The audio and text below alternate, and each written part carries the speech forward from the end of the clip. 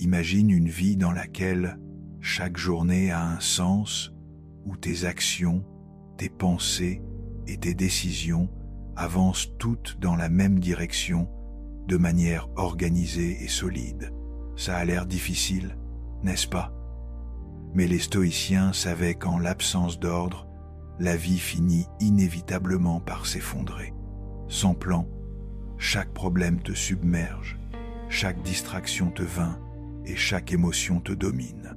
Ce n'est pas un hasard si les grands philosophes insistaient tant sur la discipline et l'organisation.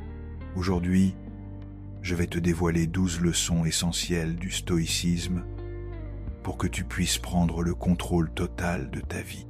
Si tu mets en pratique ces idées, non seulement tu cesseras de te sentir perdu, mais tu bâtiras une existence solide et sereine. Avant de commencer, dirige-toi vers les commentaires et écris « Aujourd'hui, je m'engage à mettre de l'ordre dans ma vie et franchir la première étape vers ta meilleure version. » Écris-le maintenant et rends-le réel.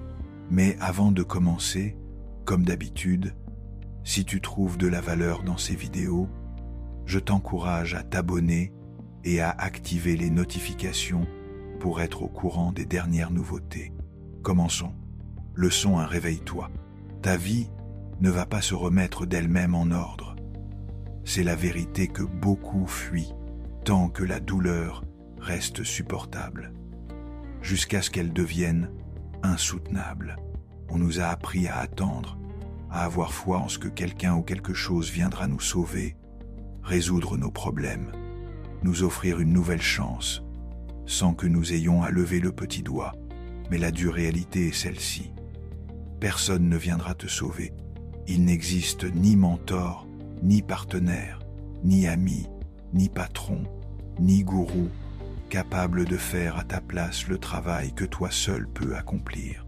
Le désordre que tu ressens, à l'intérieur comme à l'extérieur, est la conséquence directe de chaque choix que tu as évité, de chaque discussion inconfortable que tu as repoussée, de chaque habitude que tu savais néfaste, mais que tu as continué d'alimenter. Tant que tu refuseras d'admettre que tu es le premier responsable de l'état dans lequel tu te trouves, tu resteras prisonnier. Et ce n'est pas une punition. C'est un simple enchaînement de conséquences. Le chaos extérieur, accumulation de tâches, relations néfastes, dettes, insatisfaction, manque d'orientation, n'est rien d'autre que le reflet de ton désordre intérieur. Pourtant, tu es là, persuadé qu'il est normal de vivre épuisé, confus, insatisfait. Le plus dangereux, ce n'est pas le chaos lui-même, mais la façon dont tu finis par t'y habituer, dont ton esprit commence à le voir comme faisant partie de ton identité. Je suis comme ça, te dis-tu. Ma vie est comme ça. À cet instant, tu es tombé dans le piège le plus destructeur qui soit, croire qu'il n'y a pas d'issue. Pourtant, il y en a une, mais elle n'est ni confortable, ni rapide, ni magique. Le premier pas n'est pas de dresser des listes, ni de lire plus de livres, ni d'attendre que cette phase passe. Le premier pas, le plus brutal de tous, est d'assumer la responsabilité totale de ta vie, pas en partie, non, entièrement. J'en suis le seul responsable. Tout ce que tu as toléré, tout ce que tu as permis, tout ce que tu as laissé croître en manquant d'agir, est là où c'est parce que tu l'as laissé faire. Oui, admettre cela peut faire mal, mais c'est aussi libérateur, car si c'est toi qui l'as créé, c'est toi qui peux le changer. Marc Aurèle le savait lorsqu'il écrivait que le bonheur de ta vie dépend de la qualité de tes pensées, et que cette qualité dépend du niveau de responsabilité que tu es prêt à assumer. Tu ne peux plus continuer à blâmer tes parents, ton passé, le système, ton ex, la météo, le trafic ou l'algorithme. Le jour où tu cesseras de pointer du doigt à l'extérieur pour regarder en toi, ce jour-là, tu commenceras à récupérer ton pouvoir. Commence à voir si tu es enlisé dans le chaos. Observe tes symptômes. Je ne parle pas de maladie, mais de signaux évidents. Tu remets tout à plus tard. Tu es entouré de gens qui ne t'inspirent pas. Tu te plains plus que tu ne remercies. Tu vis en réagissant plutôt qu'en étant conscient. Ton corps est fatigué sans raison apparente. Et quand personne ne te voit, tu as le sentiment de gâcher ton potentiel. C'est le cri silencieux de ton âme qui te supplie de te réveiller. Mais tu préfères l'étouffer avec des distractions, de la nourriture, des séries, de l'alcool, des réseaux sociaux, n'importe quoi pour ne pas avoir à affronter l'évidence. Ta vie ne changera pas tant que toi, tu ne changeras pas. Épictète enseignait que nous ne pouvons pas contrôler ce qui arrive, seulement la façon d'y répondre. La question est, vas-tu continuer à réagir comme une victime ou vas-tu enfin répondre en tant que protagoniste de ta propre histoire? Tu as le choix d'utiliser ta souffrance pour alimenter des excuses ou comme un moteur. Personne ne te relèvera. Ce n'est pas une raison pour abandonner, mais pour te renforcer. Parce que si tu fais le premier pas, si tu prends le commandement, tout commence à changer. Pas parce que le monde devient plus juste, mais parce que toi, tu deviens plus fort. Le monde reste pareil, mais tu n'es plus la même personne. Aujourd'hui est le jour où tu te tiens devant le miroir sans tricher, où tu cesses de te mentir, où tu fais ce que tu sais devoir accomplir. Tu n'as pas besoin d'être motivé, simplement d'en avoir assez de rester pareil. Réveille-toi, ta vie ne va pas se remettre d'elle-même en ordre. Lève-toi, prends le contrôle et commence à bâtir la version de toi à laquelle tu as droit. Ce ne sera pas facile, mais ce sera le tien. Si tu te sens concerné, ne passe pas outre. File dans les commentaires et écris « Aujourd'hui, je prends le contrôle ». Même si cela semble exagéré, ce ne l'est pas.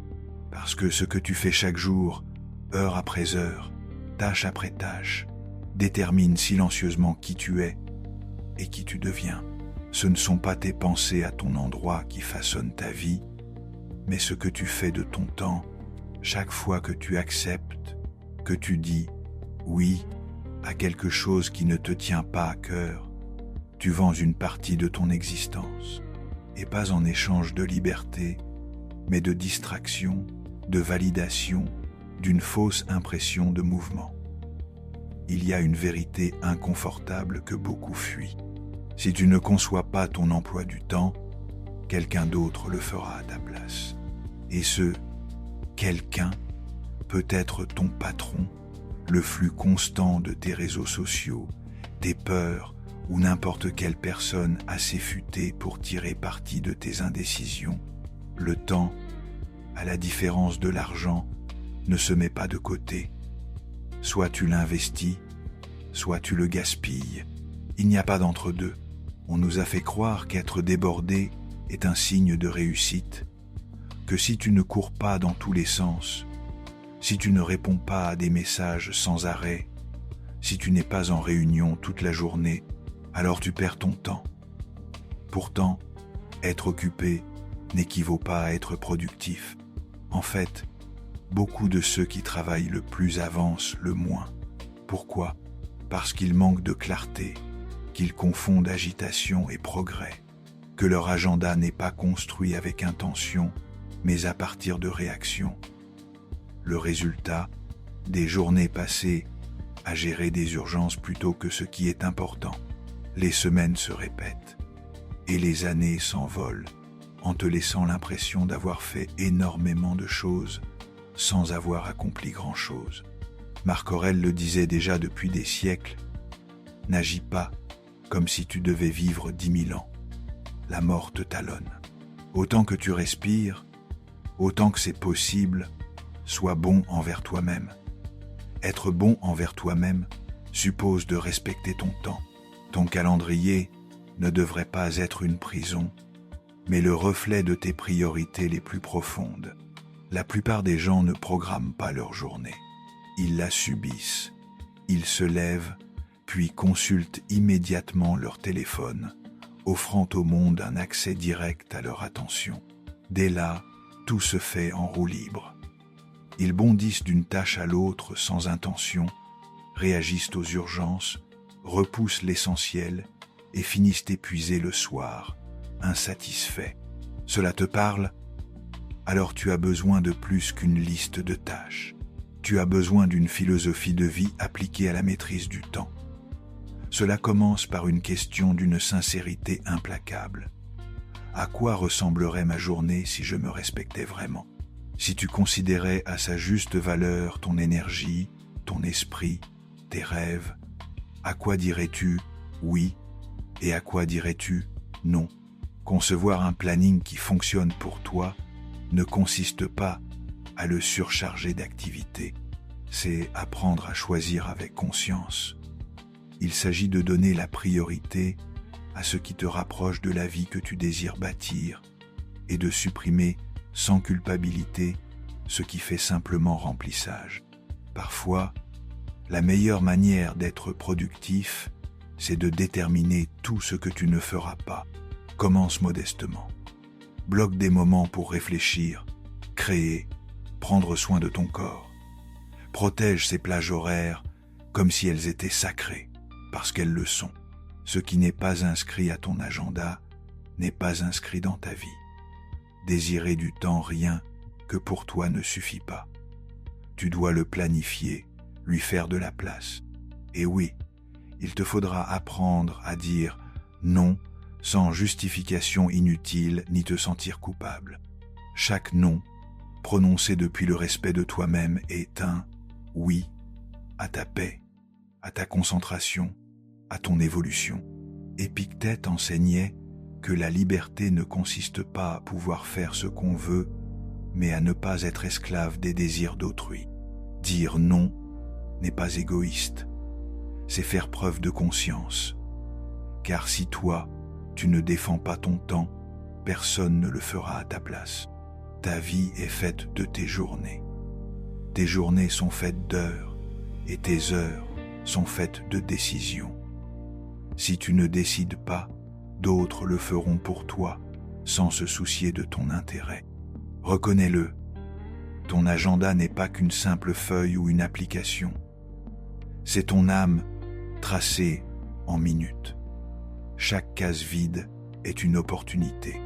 Chaque engagement est une promesse. Et chaque jour que tu vis sans intention est un jour perdu qui ne reviendra pas.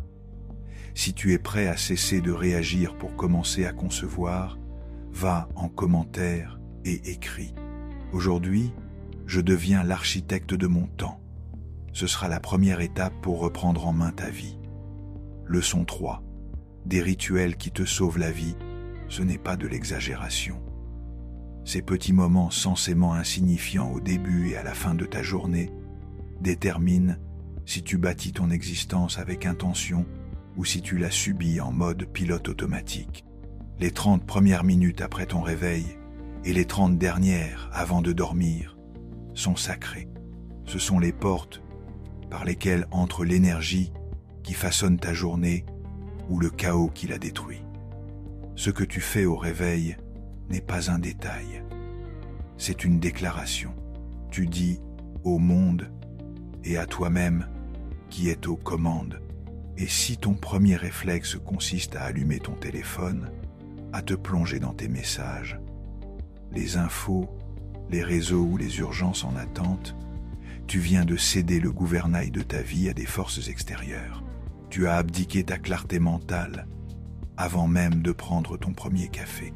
La même chose se produit le soir. Si tu termines ta journée les yeux rivés sur un écran, absorbé par des informations inutiles, dans la comparaison ou en fuyant le silence avec des distractions, tu clôt la journée avec un mental saturé et un corps agité. Tu ne te reposes pas, tu te contentes de fuir. Les stoïciens savaient que tout commence dans les détails. Marc Aurèle commençait ses journées en se rappelant qu'il était fait pour agir avec vertu et non pour céder au confort de désirs éphémères. Toi aussi, tu peux reprendre la main sur ton temps et ton mental en choisissant de ritualiser ton réveil et ton coucher. Il ne s'agit pas de calquer une routine parfaite issue d'un livre, mais bien de concevoir tes propres rituels en accord avec tes aspirations, ce que tu veux cultiver.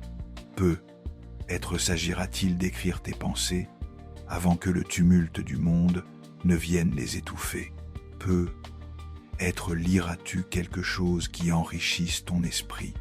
Respiras-tu en silence et tiras-tu ton corps dans le respect, ou simplement regarderas-tu par la fenêtre pour te souvenir que tu es vivant. Le soir, tu peux avoir besoin de mettre par écrit ce que tu as appris, de remercier pour ce qui s'est passé, ou simplement d'observer tes ressentis sans juger.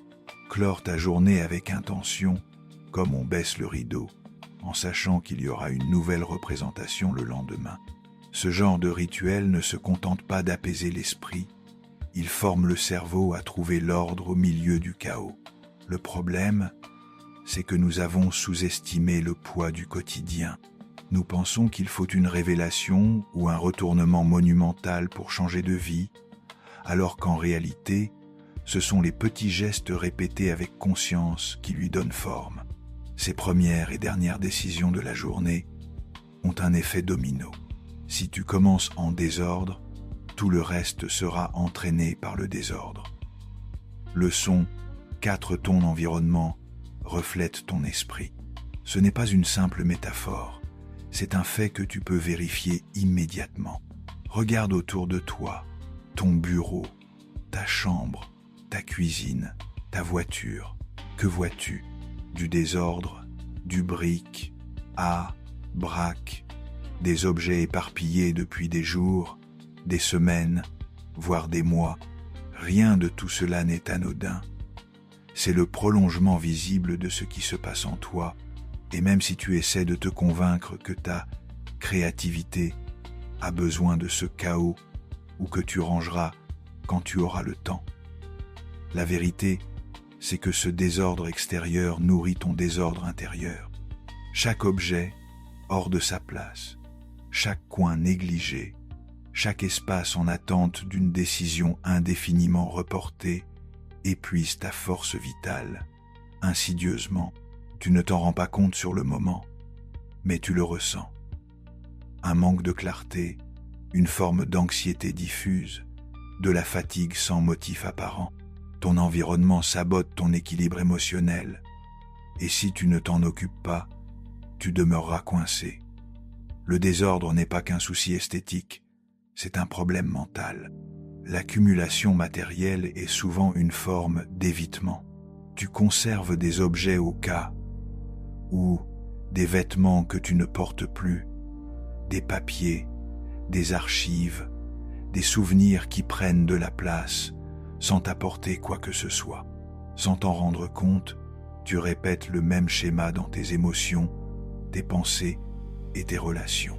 Tu repousses des décisions, tu accumules des tâches en suspens, tu entretiens des liens qui n'ont plus de sens depuis longtemps. Marc Aurèle disait « La vie d'un homme est ce que ses pensées en font. » Or, comment avoir des pensées limpides si ton environnement crie la confusion?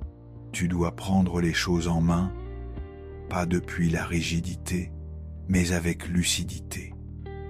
Les approches minimalistes ne sont pas une simple mode, ce sont des outils pratiques pour retrouver ton attention.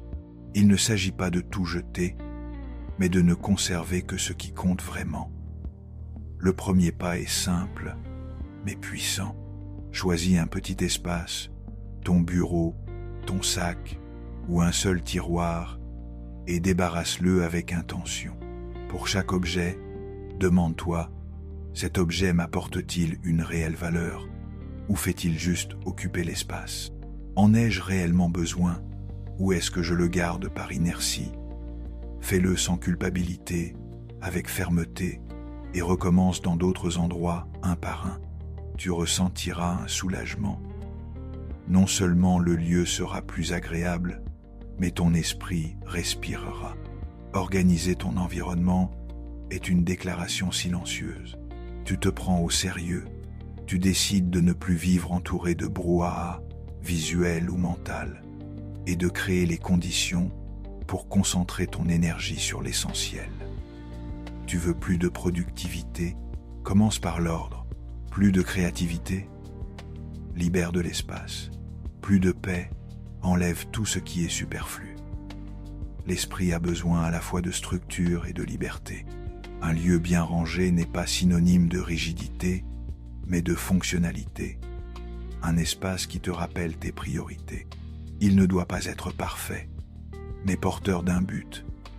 Et cette démarche ne se limite pas au plan physique.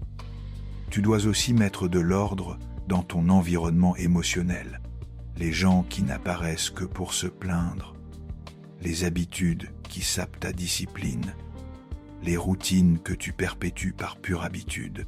Tout cela occupe également de l'espace, parfois du plus précieux. Tu ne peux pas avancer si tu es entouré de relations sans réciprocité, si tu te nourris quotidiennement d'habitudes qui te détournent de ta meilleure version, si tu tolères des schémas dont tu sais qu'ils ne te servent plus. Épictète l'exprimait sans embâge. La clé consiste à distinguer ce qui dépend de toi de ce qui n'en dépend pas. Ton environnement dépend de toi, tes choix également. Et en ordonnant ton monde extérieur, tu as déjà pris une décision concrète en faveur de l'ordre intérieur. Leçon 5.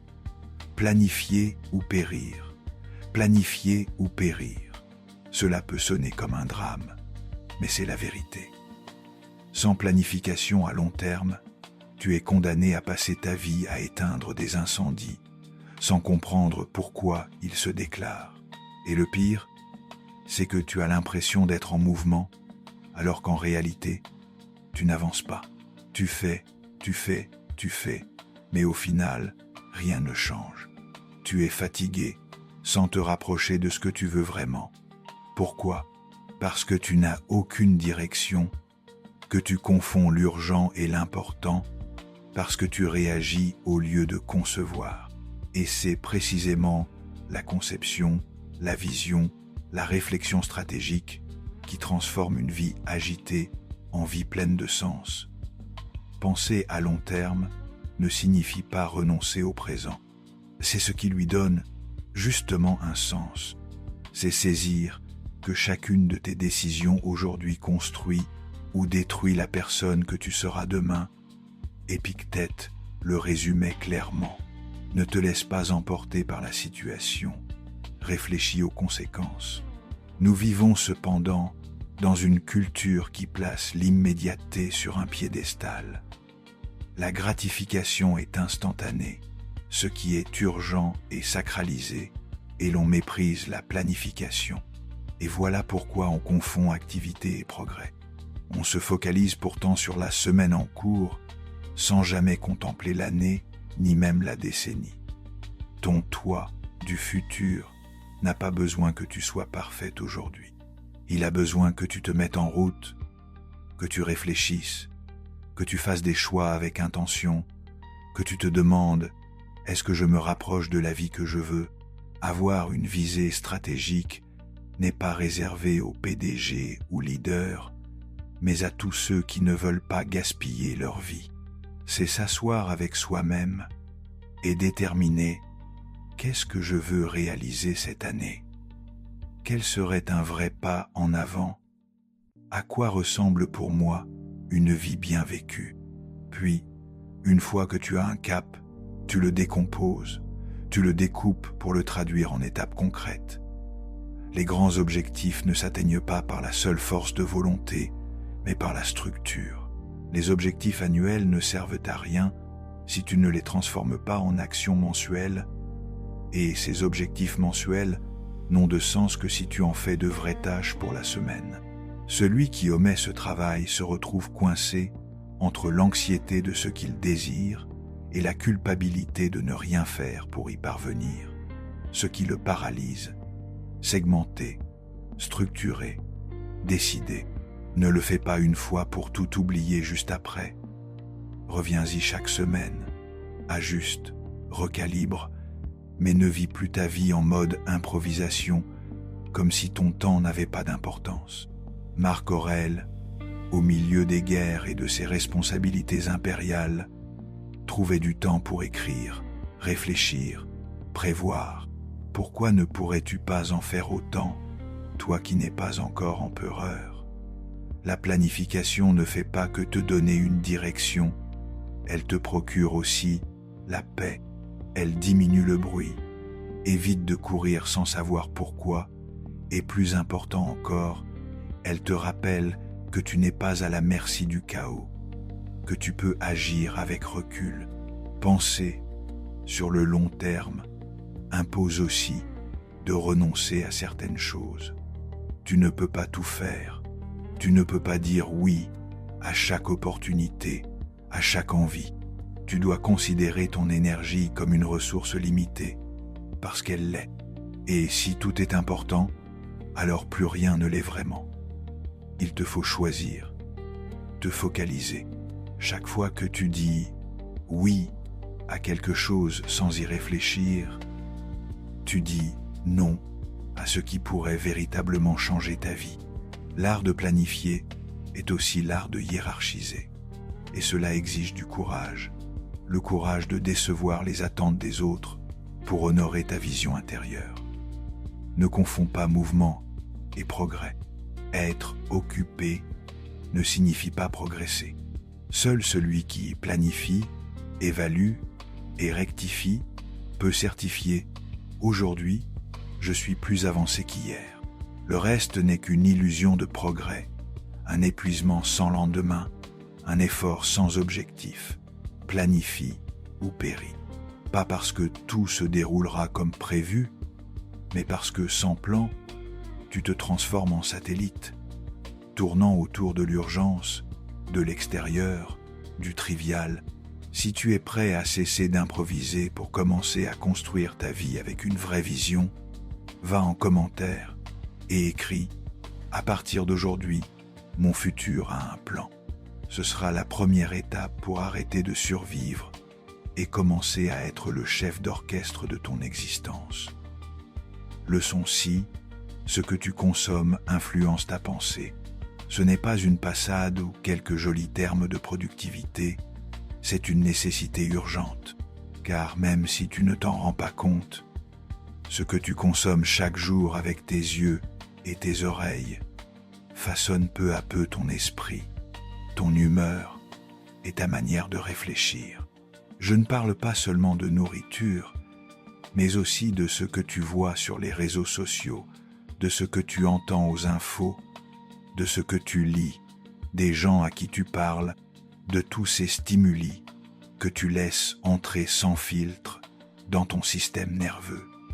Nous vivons à une époque où l'abondance d'informations est le nouveau poison. Comme tout poison, il se déguise en plaisir. Tu te sens diverti, informé, connecté, mais peu à peu, tu deviens plus anxieux, plus dispersé, plus dépendant du bruit. Tu ne le vois pas, mais ton esprit ne se repose jamais. Tu ne supportes plus le silence et tu ressens le besoin de combler le moindre espace vide par quelque chose. Une vidéo, une notification, une opinion étrangère, c'est ainsi que tu perds le plus précieux de tes biens, ton attention. La dopamine est un neurotransmetteur lié au plaisir et à la motivation. C'est lui qui te fait te sentir bien quand tu obtiens quelque chose, quand tu reçois des likes, quand tu fais défiler un flux d'actualité ou que tu cliques sur des gros titres accrocheurs. Mais si tu n'en as pas conscience, tu deviens esclave de stimuli qui ne t'apportent qu'un plaisir instantané, tout en voilant ta capacité de concentration. C'est pourquoi tu as besoin d'une diète de dopamine, non pour renoncer à la technologie, mais pour rééduquer ton cerveau à de nouveau apprécier le silence, la lecture profonde, une conversation sans interruption, à travailler sur un projet important sans chercher toutes les 5 minutes une bouffée de nouveauté. Car tant que ton esprit sera saturé de micro-stimuli, il sera incapable de soutenir son attention sur ce qui compte vraiment. Interroge-toi avec honnêteté.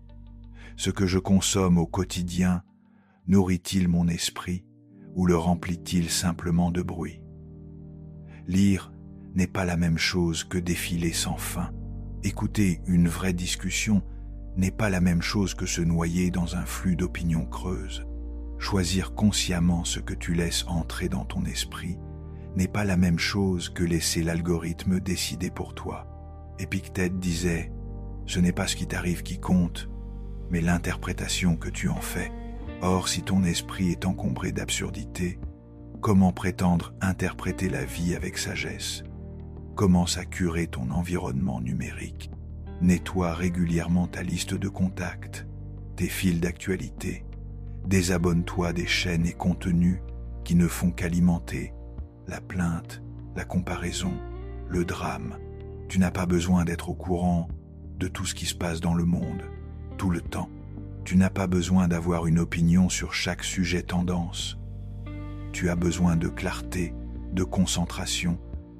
Tu as besoin de protéger ton attention, la ressource la plus précieuse du XXIe siècle. C'est pour elle que les grandes entreprises se battent. C'est par elle que les réseaux sociaux tentent de te captiver. Et toi, sans t'en apercevoir, tu gaspilles chaque jour des heures de ta vie dans du contenu qui ne t'apporte rien. Un régime mental conscient suppose de fixer des limites, avoir des moments sans écran, désactiver les notifications à certains créneaux, organiser un cadre qui prime le contenu approfondi plutôt que superficiel. Au début, tu seras nerveux, c'est normal. Ton cerveau a été entraîné à l'hyperstimulation. Mais si tu résistes à l'inconfort initial, quelque chose changera. Tu penseras plus clairement, prendras de meilleures décisions, te concentreras plus facilement et tu deviendras plus maître de toi parce que le bruit aura baissé et que ta voix intérieure sera plus audible. Les relations toxiques n'occupent pas d'espace physique, mais créent le même désordre mental. Elles ne prennent pas la forme d'une pièce en désordre, mais induisent les mêmes effets dans ton esprit. Confusion, épuisement, manque de clarté. Ce sont des liens qui passent pour normaux, voire nécessaires, mais qui, jour après jour, grignotent ton énergie, ton estime de toi et ta concentration. Parfois, c'est un ami d'enfance, un membre de la famille, un partenaire ou un collègue, des gens à qui tu consacres du temps, mais pas dans un but de croissance partagée. Ils te maintiennent dans un état de stagnation, non par des cris, mais souvent à coups de micro-messages. La critique constante, déguisée en conseil, le sarcasme qui te rabaisse, le besoin émotionnel omniprésent qui te fait te sentir coupable dès lors que tu prends soin de toi. Et le plus dangereux, c'est que souvent, tu ne le remarques que trop tard, lorsque tu es déjà complètement épuisé. Une relation toxique ne hurle pas toujours. Parfois, elle chuchote, manipule, prend l'apparence de la fidélité ou de l'engagement. Or, ton corps le sait. Tu ressens l'anxiété avant de voir la personne. Tu ne parviens plus à être toi-même. Chaque rencontre te vide au lieu de te nourrir. Tu commences à modifier ton comportement pour éviter les conflits, les tensions, pour ne pas faire d'histoire. Ce n'est pas de la connexion, c'est une prison émotionnelle. Marc Aurèle disait « Tu dois protéger ton esprit plus que toute autre chose, car c'est de lui que dépend ta vie. » Entouré de gens qui sèment le doute, l'insécurité ou la culpabilité, ton esprit se transforme en un champ de bataille permanent. Le premier pas est d'identifier ces liens, pas en les jugeant, mais avec lucidité. Demande-toi, est-ce que je me sens plus léger ou alourdi après avoir passé du temps avec cette personne? Puis-je m'exprimer librement ou dois-je constamment faire attention à mes propos? Cette personne me pousse-t-elle à grandir? Ou sabote-t-elle mes efforts au nom d'un soi-disant réalisme? Les réponses ne sont pas toujours confortables, mais elles sont indispensables, car tant que tu fréquenteras des relations qui t'éparpillent, avoir une direction sera impossible. Tu pourras avoir une supervision, d'excellentes habitudes et des plans solides. Si ton entourage n'est pas en phase avec ta croissance, tu finiras bloqué. Et voici un point essentiel: fixer des limites radicales, pas des limites passives, ni de longues justifications, des limites claires, fermes et si besoin définitives. Tout le monde ne mérite pas d'avoir accès à toi. Tout le monde ne peut pas entrer dans ton espace mental et émotionnel sans tri.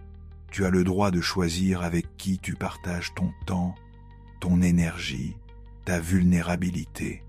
Épictète le disait avec sagesse: ne laisse pas n'importe qui entrer par la porte de ton jugement conscient.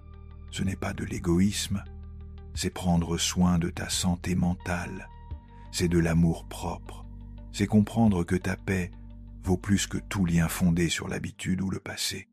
Il ne suffit pas d'éliminer ce qui est toxique, il faut cultiver des relations qui t'aident à t'ordonner intérieurement, des gens qui t'élèvent par leur exemple plutôt que par des mots, qui ne se définissent pas en rivalisant avec toi, mais qui se réjouissent de tes progrès, qui te contestent et t'encouragent avec respect, qui t'inspirent sans te mettre la pression, et surtout qui te permettent d'être plus toi-même, pas moins.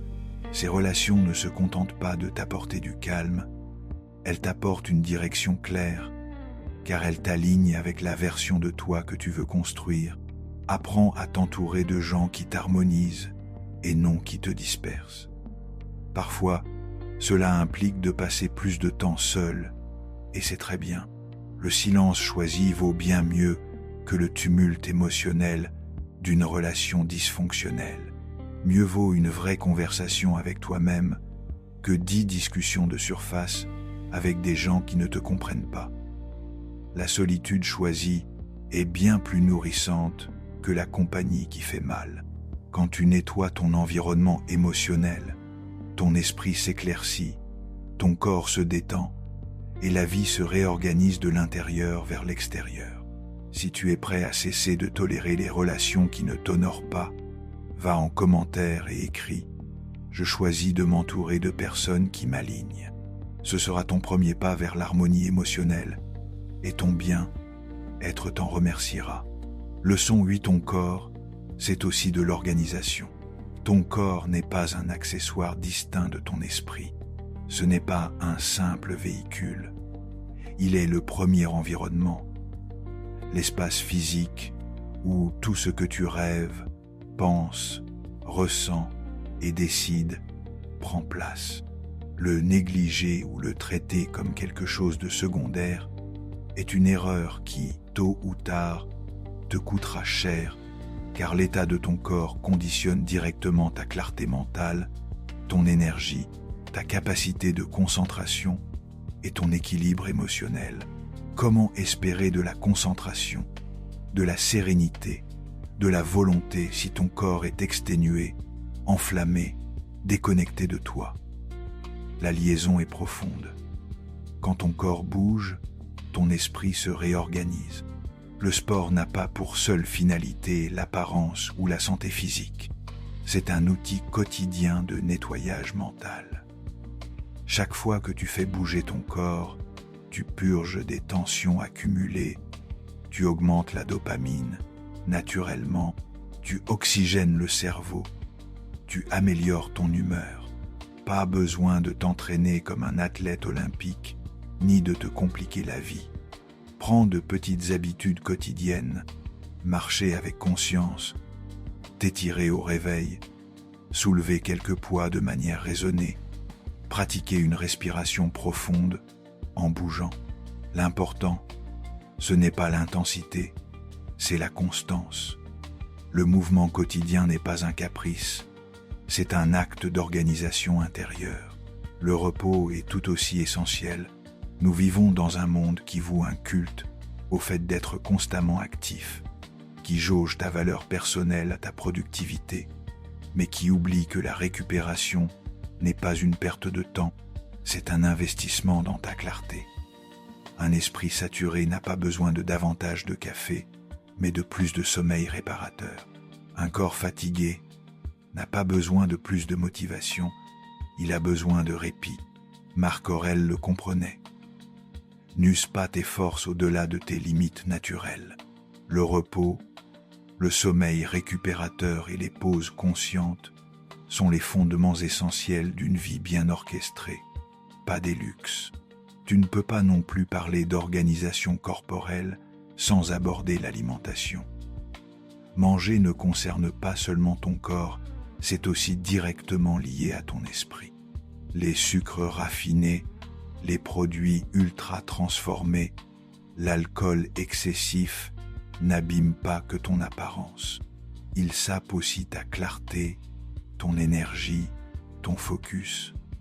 Voilà pourquoi mieux manger n'est pas qu'une démarche esthétique, c'est une stratégie mentale, une alimentation organisée, riche en aliments réels, en nutriments que réclame ton cerveau, est un acte de respect profond envers ton potentiel. Ne mange pas pour combler des manques affectifs. Mange pour mieux réfléchir, mieux agir, te sentir plus fort à tous les niveaux. Ton corps est le récipient de ta vie. Comme tout récipient, s'il n'est pas entretenu, il se détériore. Il ne s'agit pas d'aspirer à la perfection physique, mais de cultiver un état corporel qui te soutienne et te serve de base à tout le reste. Un esprit brillant enfermé dans un corps faible restera limité. Un grand objectif soutenu par un corps fragile courra toujours un risque. L'ordre commence à la maison. Et ton corps, c'est ta première maison. Pas de radicalité, mais de la conscience. Bouger chaque jour, donner la priorité au sommeil, manger intelligemment, respecter les cycles naturels de ton énergie, bâtir un mode de vie physique qui, loin de t'accabler, te soutient. Quand ton corps va bien, ton esprit a l'espace nécessaire pour mieux réfléchir, mieux décider, mieux créer. Si tu es prêt à traiter ton corps comme le premier acte d'organisation de ta vie, va en commentaire et écris « Aujourd'hui, je commence à ordonner mon énergie de l'intérieur. Ton esprit, ton objectif, ton avenir te remercieront. Leçon 9 organise tes finances. Finances chaotiques, vie chaotique. Une vérité inconfortable que beaucoup préfèrent ignorer jusqu'à ce que ce désordre financier leur explose au visage. Car l'argent, même s'il n'est qu'un moyen d'échange, impacte toutes les sphères de ton existence. Ta paix mentale, tes choix, tes relations, ta capacité à te projeter dans le futur. Si tu ne mets pas d'ordre dans tes finances, ce sont elles qui organiseront ta vie, mais pas pour ton bien. Vivre au bord du gouffre, à compter tes sous, à craindre chaque facture, chaque imprévu, ça n'a rien de la liberté. C'est une prison invisible qui te maintient toujours dans l'angoisse, la réaction et la restriction.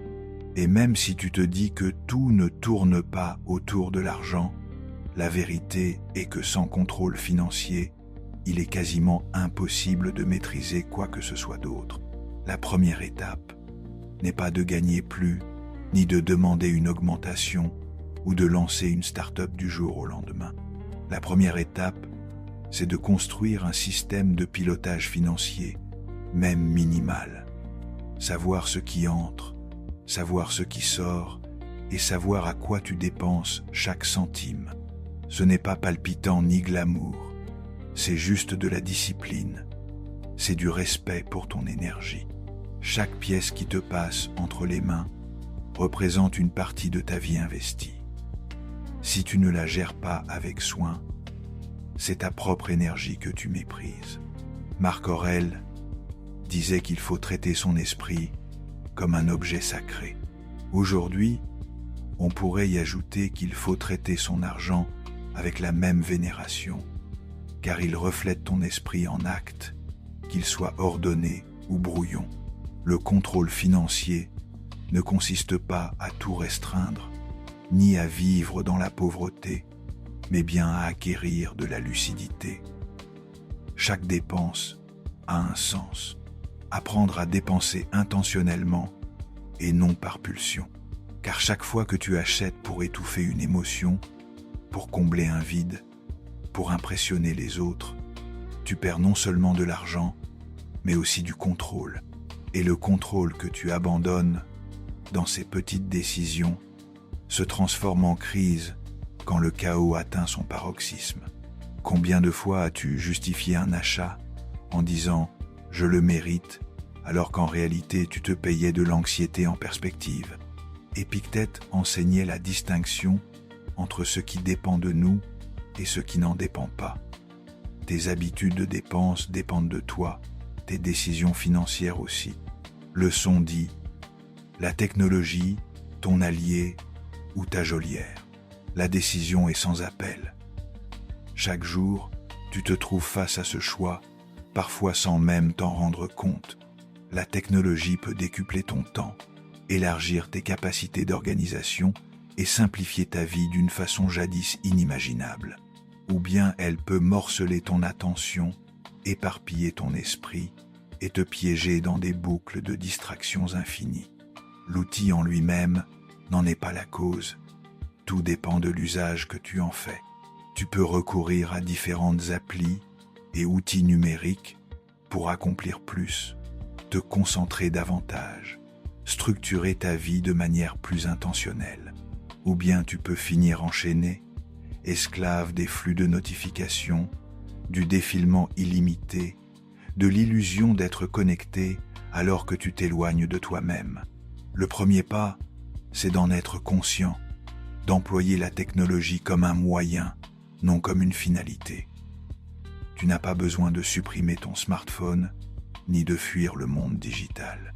Tu dois juste le dompter, te souvenir que c'est toi qui commandes. Utilise des applis de liste pour vider ton esprit, pas pour le saturer de tâches inutiles.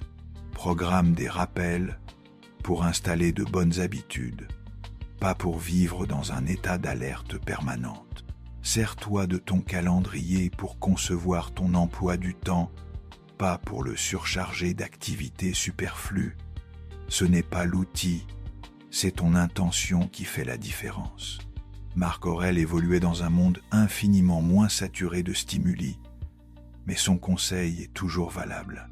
Sois le maître de ton esprit ou tu seras dominé par lui. Son 11, l'ordre n'est pas linéaire. Tu peux rechuter, mais ne te brise pas. C'est l'une des leçons les plus dures et aussi la plus libératrice que tu puisses retenir. Peu importe à quel point tu progresses, à quel point tu développes ta discipline, il y aura des jours de recul, de désordre, de fatigue. Tu ne te lèveras pas toujours à l'heure. Tu n'accompliras pas toujours ton plan idéal. Tu ne garderas pas toujours un état d'esprit limpide.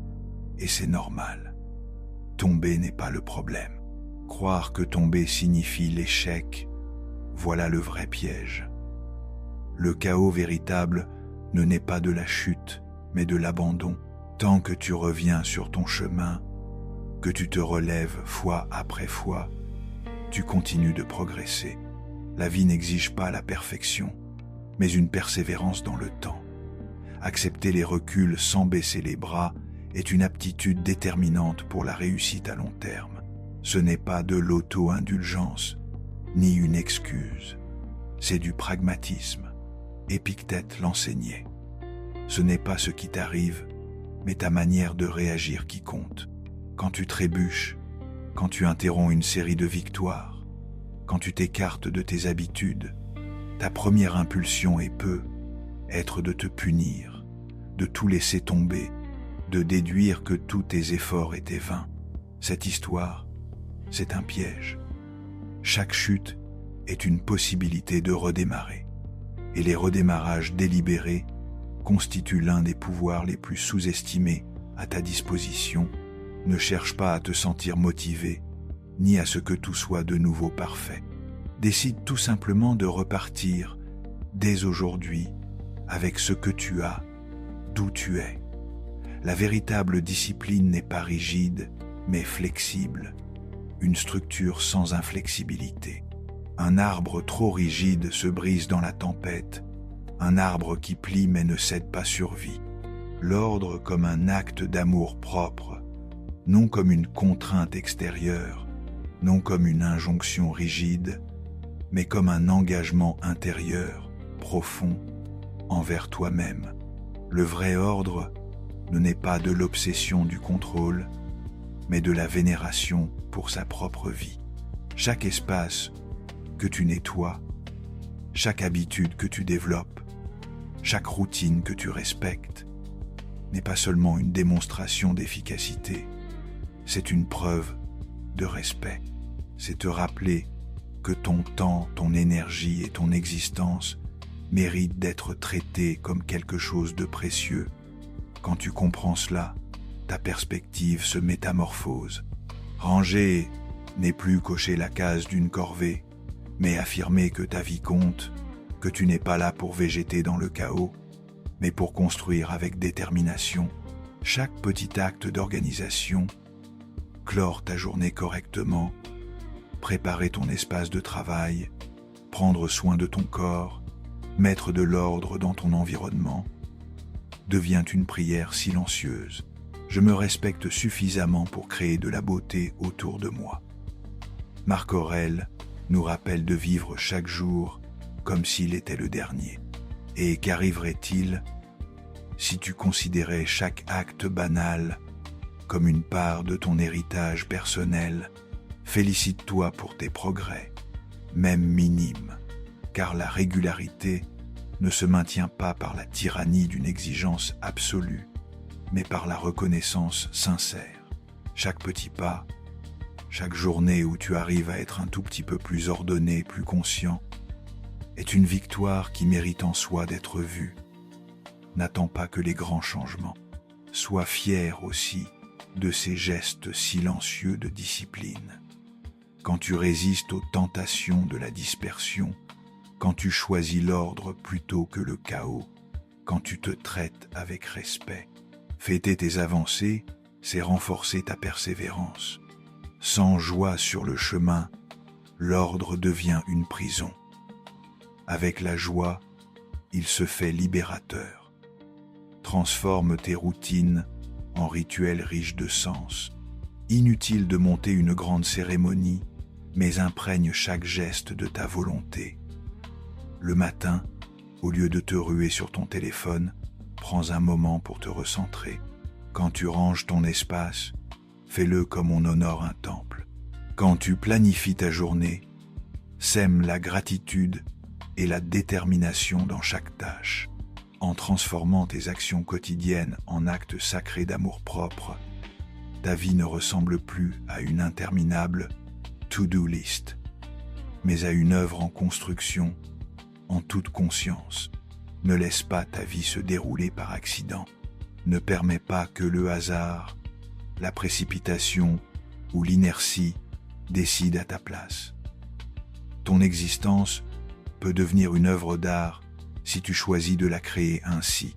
Chaque choix délibéré, chaque acte ordonné et chaque rituel ancré dans le présent est un trait de pinceau sur la toile de ta vie. Tu n'as pas besoin de tout contrôler, mais tu peux canaliser ton énergie vers ce qui importe vraiment. Le sacré n'est pas réservé à la religion ni aux grands moments. Il se niche dans la façon dont tu décides de traverser le quotidien. L'organisation, quand elle part de l'amour et pas de la pression, devient un acte spirituel, pas pour être vu ni applaudi, mais parce que tu sais au fond de toi que chaque journée mérite d'être vécue avec révérence. Toi, tu mérites de vivre dans la révérence. Si tu es prêt à faire de ta vie une œuvre d'art et à transformer l'ordre en un acte sacré d'amour propre, rends-toi dans les commentaires et écris « Dès aujourd'hui, je sacralise mon chemin ». Ta vie est bien trop précieuse pour la vivre en pilote automatique. Si tu es arrivé jusqu'ici, écris dans les commentaires « Mets de l'ordre dans ta vie ». Je t'invite à t'abonner, à activer les notifications et à commenter pour que YouTube sache que ces vidéos aident des personnes comme toi. Cela nous motive à continuer de créer ce type de contenu dans le futur. Je te suggère de voir les 2 dernières vidéos que nous recommandons. Je te remercie sincèrement pour ton temps et ton soutien. On se retrouve pour notre prochaine aventure.